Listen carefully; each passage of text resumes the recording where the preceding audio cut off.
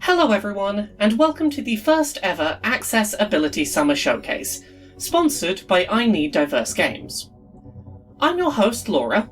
I'm a white woman with bright blue hair, shaved on one side, wearing a plain black dress, standing in front of a blue, lightly animated backdrop. I am a disabled gamer, with a number of disabilities that impact things like my memory, sensory processing, coordination, focus, and hearing.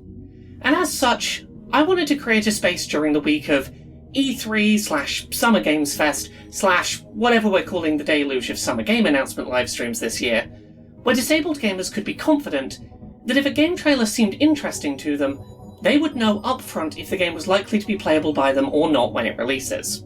Basically, I want this to be a space where disabled gamers can get in on the excitement of finding out about new and upcoming video games, with less risk of finding out later that a cool-looking game that you've seen today isn't going to be something that you can play when it actually releases.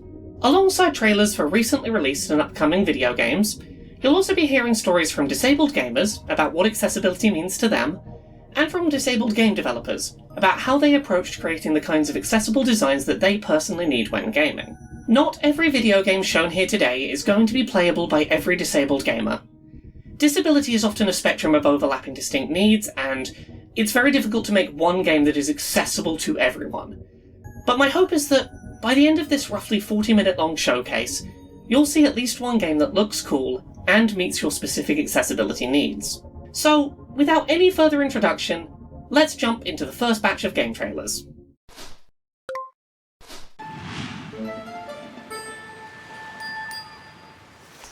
Mythrect Ambrosia Island is developed by Polygon Treehouse and published by Whitethorn Games. In Mythrect, you play as Alex, who has been shipwrecked on an island inhabited by the Greek gods. You'll need to befriend them and help get their memories back to uncover the mystery of Ambrosia Island. Making friends is integral to the gameplay of Mythrect. You'll get to know the gods by talking to and learning about them. Naturally, many features in Mythrect help make reading the dialogue accessible. The text is in a readable sans serif typeface by default. Text bubbles are available in light or dark modes, so pick whichever you prefer.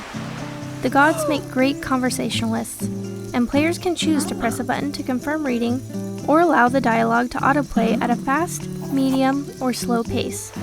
The dialogue can be customized even further by having the text scroll, or by having it show up all at once. Track objectives around the island using a wonderful gadget called the Ambrosia Dex that boasts a high-contrast journal and inventory system. The Ambrosia Dex also has a radar function that uses sound effects, visuals, and haptics to let you know when you're close to finding a hidden treasure. Ambrosia Island is alive with discoveries, sights and sounds, and adorable little creatures. You'll explore the island using a stable, dynamic tracking camera, and can enhance your experience by toggling haptics or button press sprint. You can even customize your entire playthrough with full button remapping. And you won't need sound to enjoy the ambiance of Ambrosia Island. Mythrect includes captions for ambient and environment sound effects, so you can feel immersed in the vibrant surroundings with or without sound. Thank you for watching, and we can't wait to see you on the sun-kissed beaches in Mythrect Ambrosia Island. Welcome to Sky Tales, a wonderful world full of gentle puzzles to solve. Play as Sky, the friendly dragon, and help out your friends and neighbours.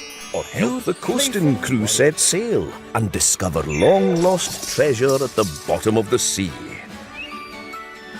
Take a break between puzzles and make music with magical instruments. Fill the air with melodies and put on a magical concert of your very own. And there's no need to rush. Play at your own pace.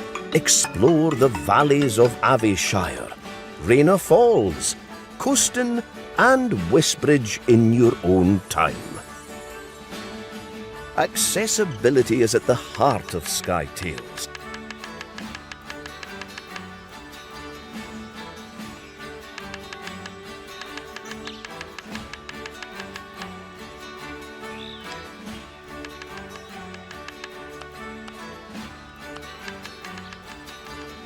with features that let you shape the game to meet your needs.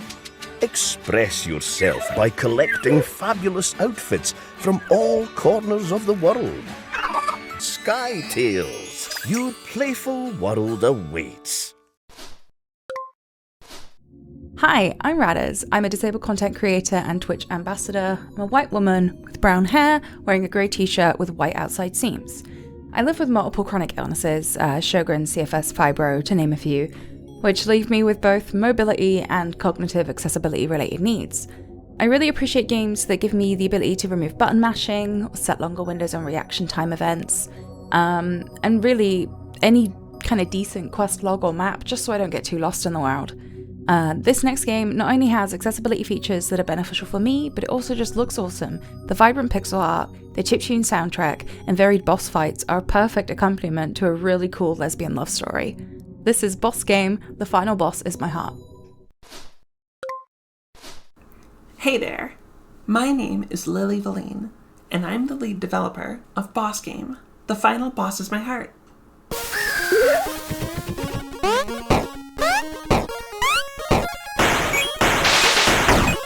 Boss Game is a lesbian romance boss rush. You play as Sophie and Anna, two broke girlfriends who hunt devils to pay the rent. The game features lightning-fast, rhythmic boss battles in a unique two-hero battle system. Sophie and Anna fight simultaneously in order to build combos, keep each other alive, and unleash super attacks. In between boss fights, you'll flirt with your girlfriend, fight your corrupt employer, and uncover the dark secrets of Mammon City, all while texting friends and enemies. Boss Game is all about using the power of love to defeat huge, ridiculous bosses. Because of the focus on hectic battles, I knew right away that I wanted to include a wide variety of gameplay options. Boss Game includes several different ways to adjust the experience and challenge, including granular settings for things like gameplay speed and bonus hero damage. These settings can be changed in large or small increments. Enabling the automatic block option will cause Sophie and Anna to activate their shields automatically upon taking damage, which reduces the need for quick reactions. The invincibility option makes it impossible to lose a battle, which allows players to avoid reaching a dead end.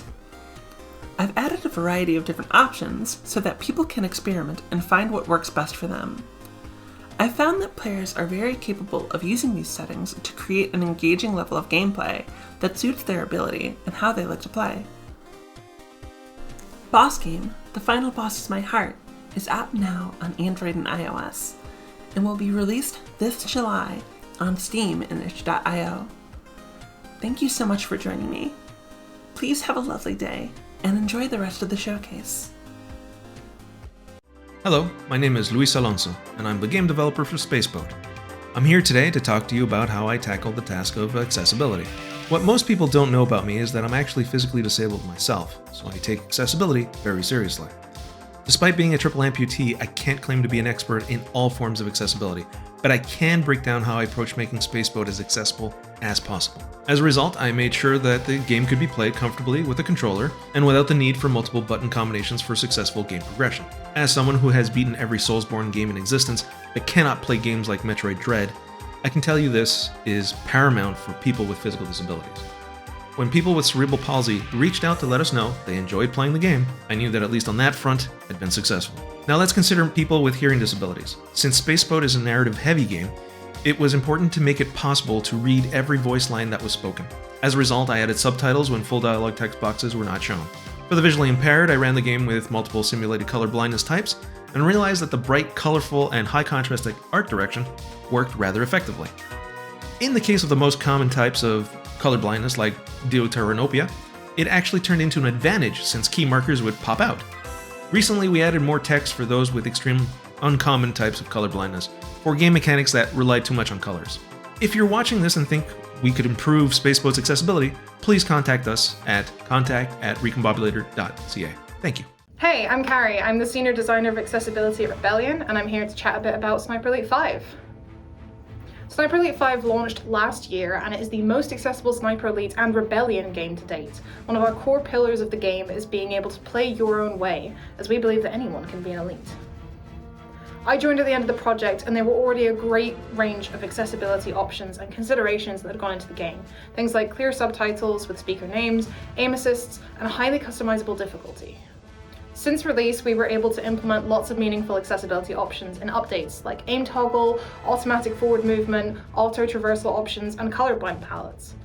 Through our Discord channel, we've been able to get a lot of feedback that's really helped us to address the barriers that our players were facing, and we have a range of ways to get in touch if you have any feedback for future titles. That's what we absolutely love, because there should be nothing about us without us. You can read all about the full suite of options available on our new accessibility page found at rebellion.com/accessibility/sniper-elite-5. There's also a link to give your own feedback or join our Discord. We're proud to support the Accessibility Summer Showcase, and as part of that we've donated some Sniper Elite 5 keys for a giveaway. So email laurakbuzzofficial@gmail.com before midnight BST on Friday the 16th of June to enter a random draw for a game key. Give your email the subject line Sniper Elite Giveaway, and please name your platform of choice. Good luck, Snipers. Hi, I'm Tabby, and I'm the UX Director at Mighty Owl Studios. Our newest title, A Night in the Attic, gave our team a really unique opportunity to work with accessibility features in VR, and I'd like to share some of them with you today.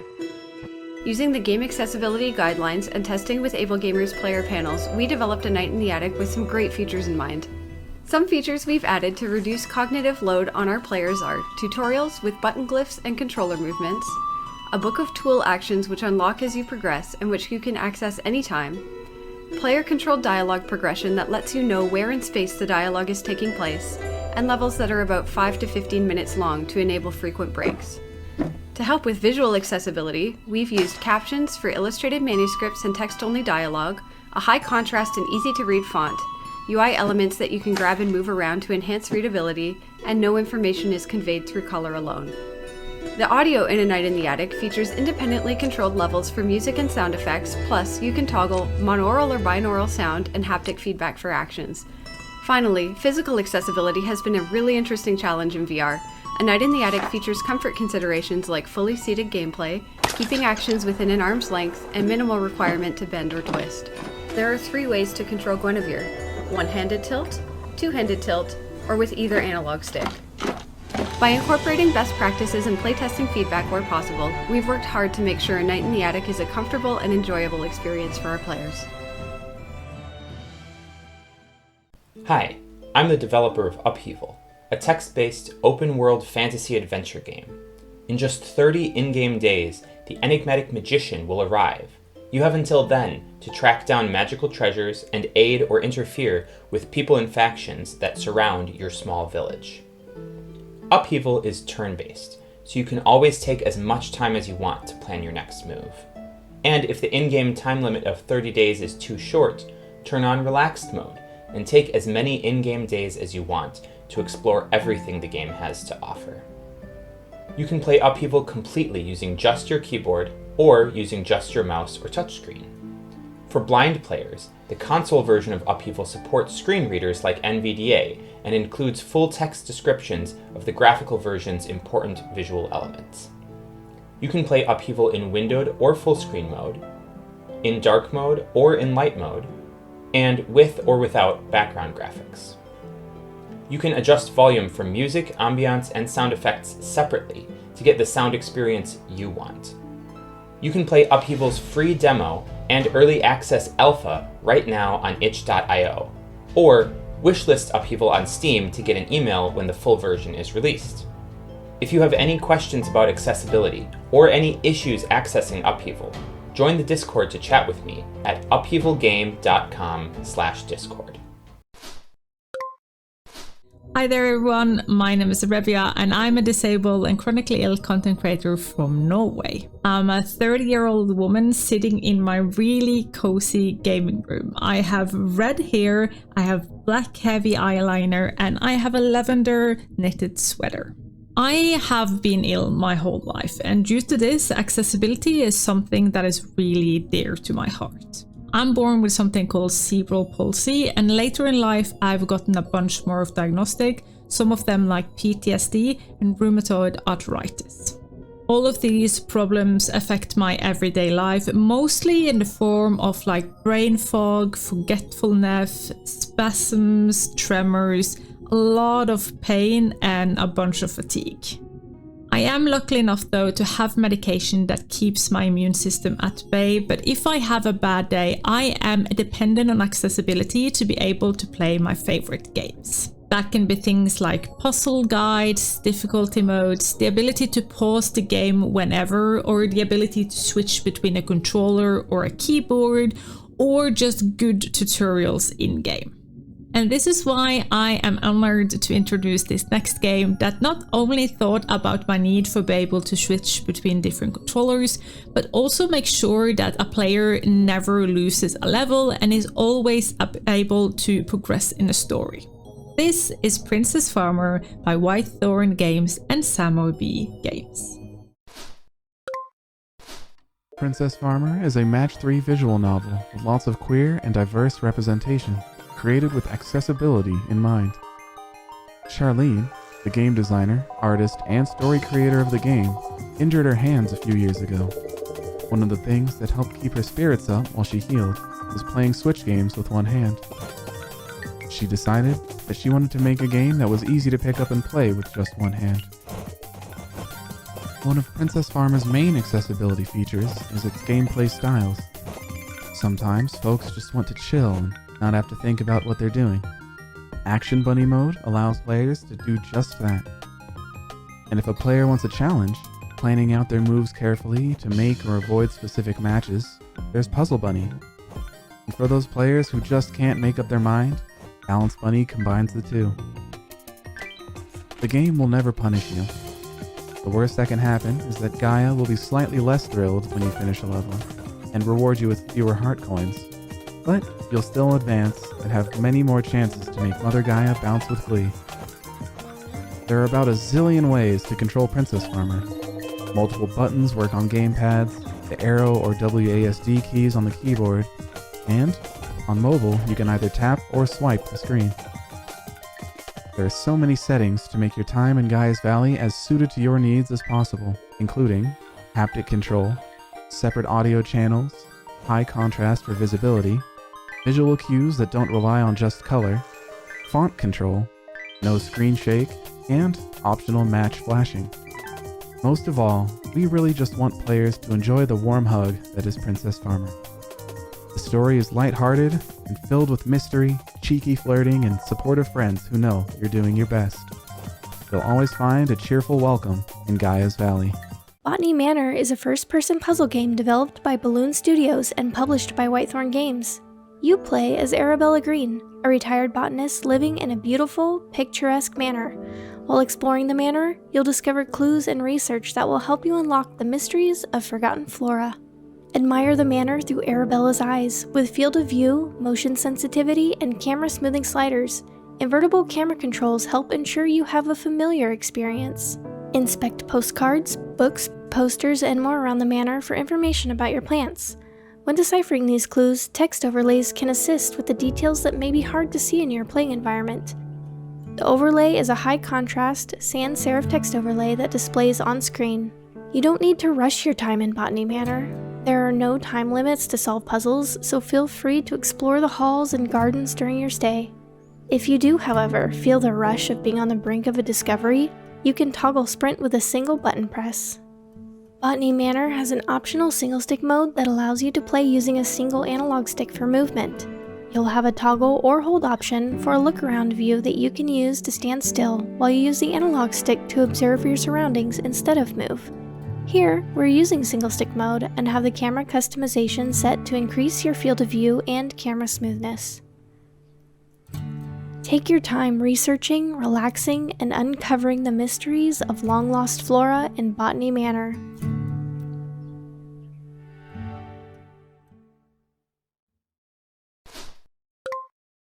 Hi everyone, Laura here again.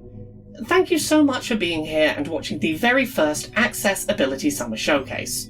I would like to take a quick moment at this point in the showcase to thank I Need Diverse Games, whose sponsorship of the showcase's debut year has made it possible to commission art assets for the event, as well as creating American Sign Language British Sign Language, and audio-described versions of the presentation.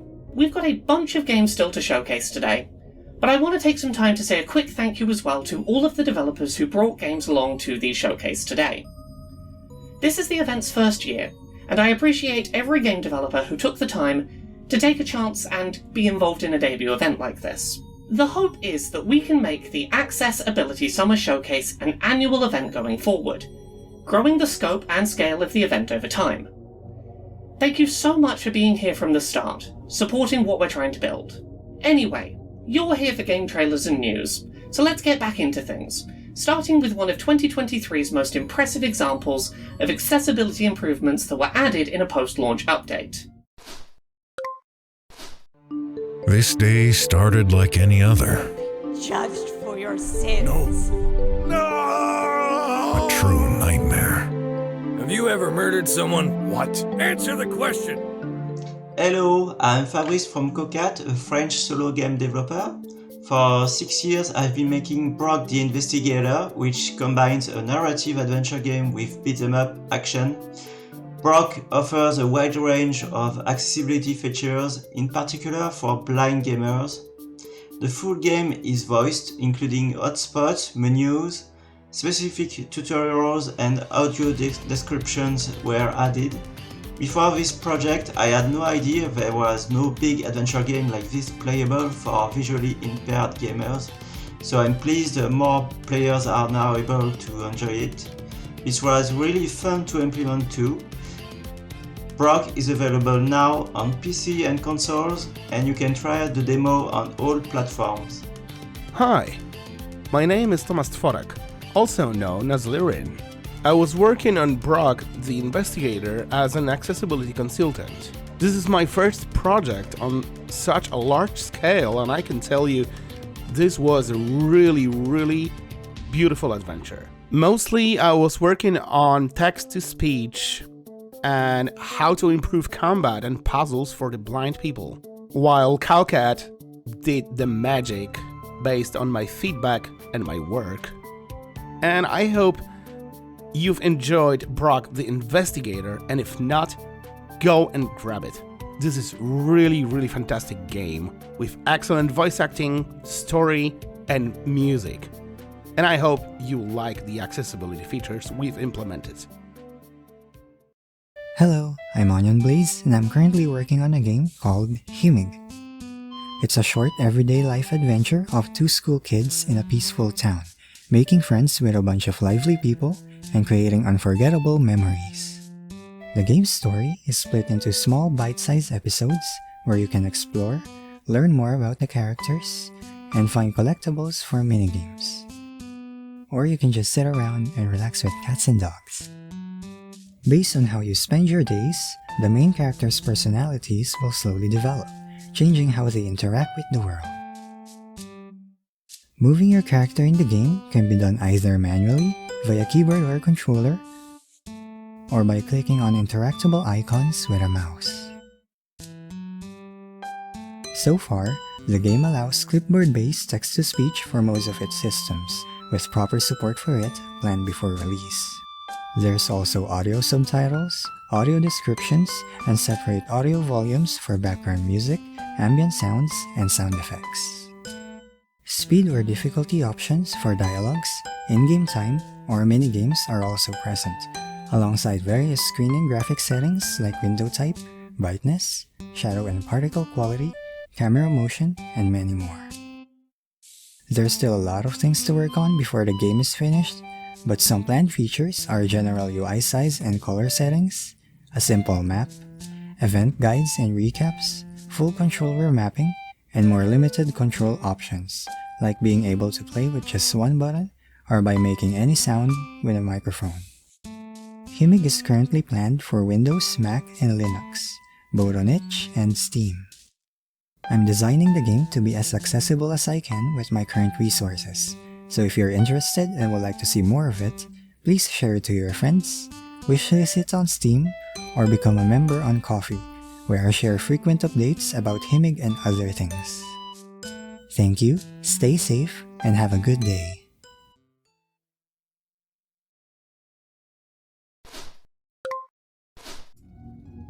Hi, I'm Vivek Gohill, an accessibility consultant and journalist.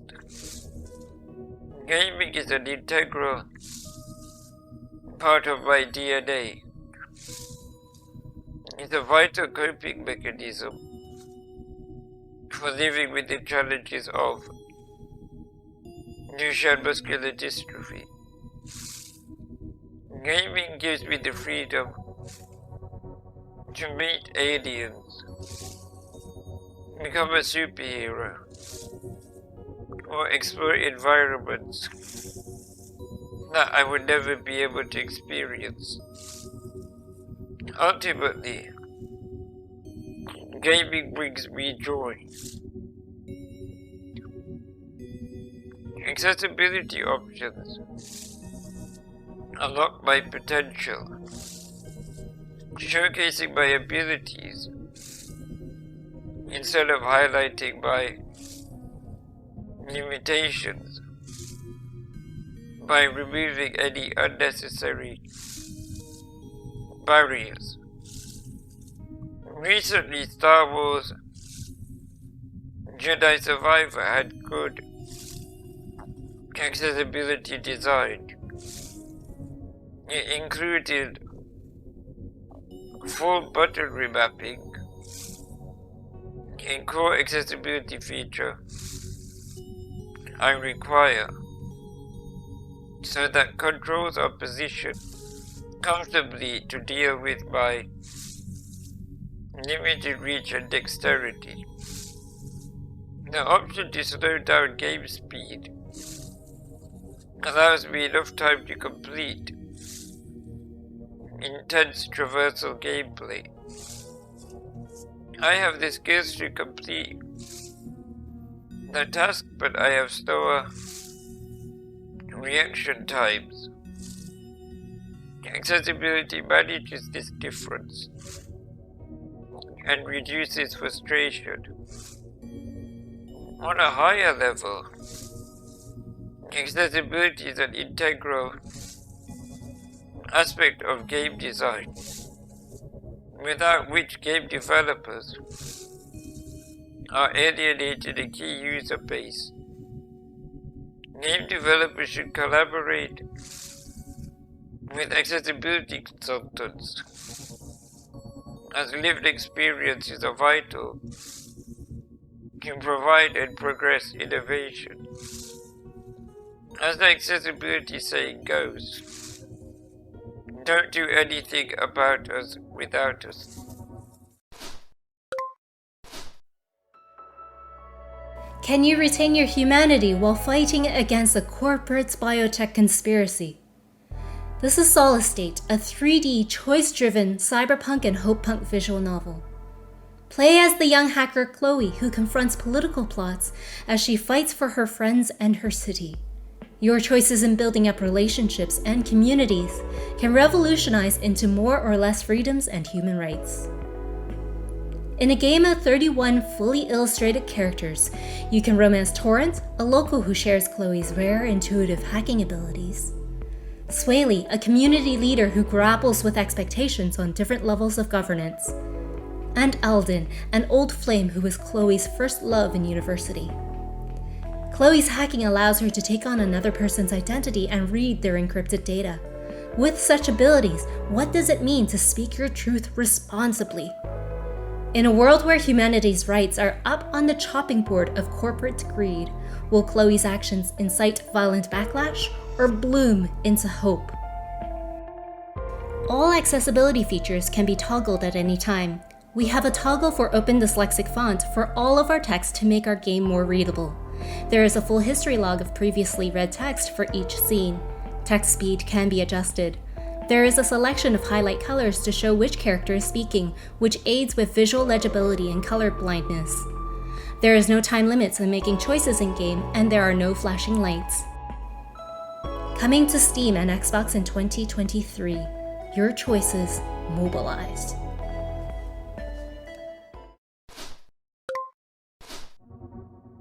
Hi everybody, Steve Spawn here. My friend Laura Cade asked me to stop by and tell a brief story about why accessibility matters to me. Well, there's obviously a lot of stories and they take a lot of time, so I'm going to try to tell you the shortest story that I know that made a difference in my life. A long time ago, young Steve really enjoyed hanging out with his friends. He was a very not social kid. Young Steve had no idea how to talk to people or how to make friends, or was scared of being made fun of in so many ways. But the one thing I was not scared of was playing video games. Well, I enjoyed playing games, but I always did them alone. And my friends were kind of going in the opposite direction. In high school, they stopped wanting to go play games and wanted to go to the world. And they wanted to go out and enjoy hotel parties away from the adults. They wanted to go to the clubs for under 18s, and they wanted to have fun in the real world. But the problem was, outside of the club was my mortal enemy, the single stair. Really annoying thing I could not get over because apparently ramps weren't built back in 1992. Anyway, thing is, I had a friend who knew that I was struggling with this, and because of that, invited me over to his place. And despite the fact that he also had the same invites to go to these parties and whatnot, would bring me over to his house, which was also inaccessible with another staircases, and would bring out his Nintendo to his garage. And we would sit out in his garage and we would play video games together. And that was our connection point, was that he took the time and understanding to realize that I was being left out of our friendship circle that I had always been included in, not purposely, but because people didn't realize that wheelchairs couldn't go where they wanted me to be able to go. And he found a way around that by introducing me to video games, by keeping me in video games as a social aspect. And so, in his garage, we would sit and play Mortal Kombat fighting games, and we would laugh at each other getting pwned and whatever else you got back in the 1990s. And we stayed connected through all those years because video games allowed us to stay despite a hard time. And I think everyone should have opportunities where maybe life is boxing you out a little bit and your disabilities are getting in the way of things that you'd otherwise really enjoy. Well, in the world of video games, it shouldn't be like that. We can put accessibility in games, and having the ability to play games, no matter where you are, is a super important part of remaining accessible.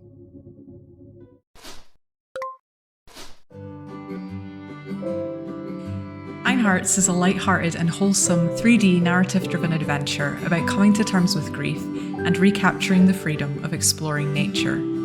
You play as Tyke, who is revisiting a beloved childhood holiday destination, Pine Hearts, to overcome the physical and mental mountain set before him. The team at Hyperluminal are committed to making games better, and for us that includes striving to make our games as inclusive and accessible as we can. We took part in an inclusive design accelerator in 2022 that kickstarted the process of us building accessible design practices into the culture of our studio. A key concern for our focus group arose around the need to have clear signposting of what accessibility options were available and where to find them. We have chosen to address this in two ways. Firstly, by creating a dedicated accessibility onboarding flow for first-time players, where they can set a few basic accessibility options before they jump into gameplay. We also aimed to provide immediate and quick access to the full suite of options from our settings menu by housing them under a dedicated accessibility heading. Currently, we have around 10 settings planned for release, with 2 in the development phase right now. These include color blocking, which applies block colors to key characters and interactable elements, making them easier to identify against a desaturated background palette. Simplified controls, which removes inputs that require prolonged or timed button presses with simpler single button press inputs, allowing easier access for players with joint pain or upper body dexterity limitations. Our future plans include options for high contrast and highlight interactable modes, settings for scaling UI and fonts, and for changing font styles, as well as options for turning on contextual subtitles for animated cutscenes, and full controller remapping support. Beyond Pine Hearts, we're also focused on developing an approach to sustainably delivering accessibility across all of our future games. As a small indie development studio, finding time and resources to invest in developing solutions to some of the accessibility challenges we face can be difficult. So we wanted to find a way to carry effort from project to project through our own internal settings and accessibility toolkit. The Settings and Accessibility Toolkit is a plugin for the Unity engine, which our development team has built as a customizable framework for settings that can be easily ported across projects. This also gives us access to developer-facing settings, which can help us to identify and reduce accessibility barriers as we go through development. An example of this is our color blindness filters, which allow artists and QA to turn on specific filters while testing the game, making it easier to identify issues with contrast and the readability of characters and interactables against background elements. Pine Hearts will launch in early 2024 on Steam and Switch, but you can follow our progress in the meantime via our Twitter and Steam pages.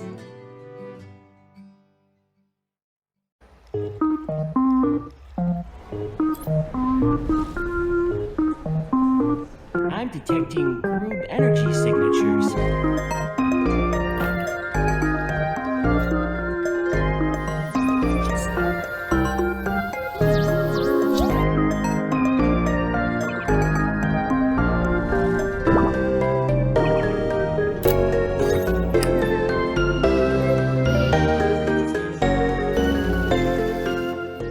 Autistic people love playing games, but games aren't designed for autistic people. They can be too loud, they can be too bright, they can be too stressful. Welcome to Space Station Norpopolis, where the groups have got loose after a lab accident. You have to use your Vacuumizer 5000 to help friendly robot Blink recapture them before Mr. Norp finds out. The game is full of features to help autistic people enjoy the game. There's no fail state, no stressful time limits. You can skip challenges, repeat tasks, and go at your own speed. If you get overstimulated, hit the smartwatch and come straight out of the game to a calm space where you can recover. Then rejoin the game when you're ready. There's an accessibility menu to fine-tune the game to your particular sensitivities, and a multitude of other features designed into every level. Blink in the Vacuum Space has been designed from the ground up for autistic people, to put them in control so they can enjoy the game and just be themselves. Autistic people are proud of their autism. It isn't something that needs to be fixed. It's something that needs to be supported. That's why we've created Blink in the Vacuum of Space. Wow, grooves. So ominous. Blink and the Vacuum of Space! So, let's get to it, shall we? We're nearing the end of the Accessibility Summer Showcase 2023, with the next trailer being our last one of the day, announcing a release date for a game that a lot of people in the gaming accessibility space have been looking forward to for the past few months. All that remains to be said is thank you to every game developer out there that's taking the fight for improved accessibility seriously, every disabled gamer that's speaking out about their experiences, and to everyone who tuned in today to watch the showcase. You can find out more about the games that were shown during today's showcase by checking out access-ability.uk, where we will have links to all of the day's trailers, as well as to every game that was showcased. I hope you all enjoy our final announcement, and hopefully we'll see you all again next year. Hi everyone, I am Sightless Combat, accessibility consultant, gamer without sight, and content creator. Now, if you're wondering why I use the term gamer without sight, I use it because legal blindness, often just shortened to being blind, can and often does include usable and or residual vision, which I've never had. It's basically a way of me saying, I can see absolutely nothing at all. And that brings us to a very interesting point. I'm really glad to be here. Thank you so much to the organisers for letting me participate in this event. It's an absolute privilege and an honour. But I'm here to introduce to you the next game in the lineup, a fantastic game that is from a genre that a lot of people would think you can't play without being able to see, namely a point-and-click game, and it is the wonderful Stories of Blossom, which has been rumoured and hinted at and demoed for a number of years in various fashions.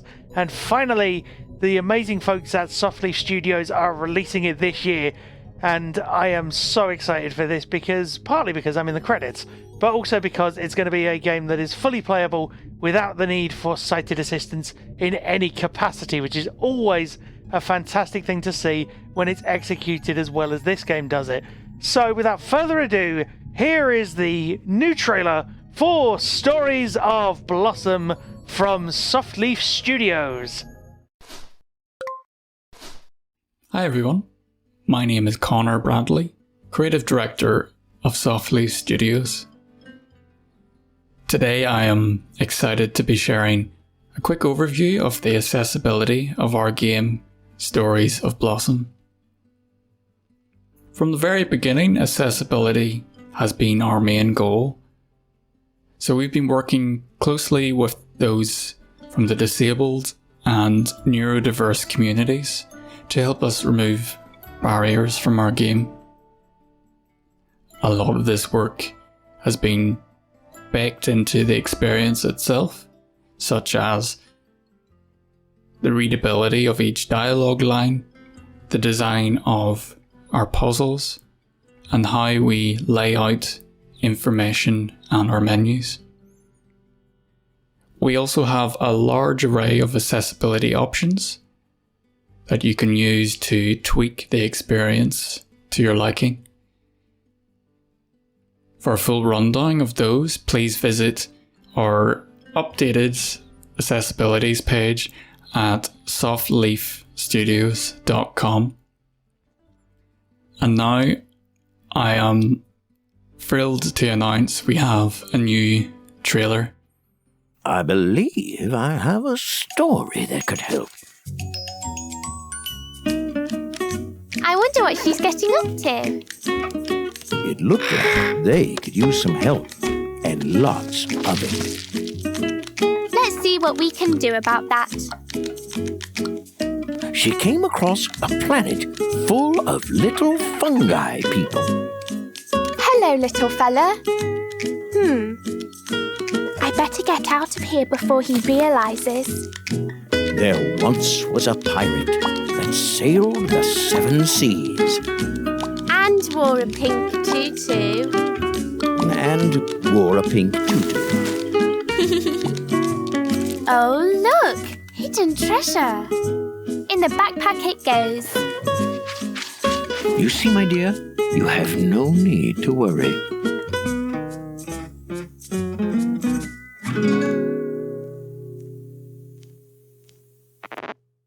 How many tickles will it take to make an octopus laugh? 10 tickles.